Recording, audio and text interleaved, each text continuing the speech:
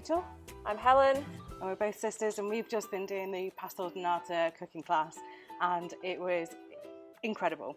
Yeah. It was really nice, met lots of friendly people, and got to know how to cook pastel de natas from a traditional recipe, and I highly recommend to anybody who wants to have a go. Yeah, it was an amazing course, and we've really enjoyed Porto as well. Hi, I'm Hadi. I'm Chris, and we're from Singapore. We've been traveling in Europe for close to 2 months.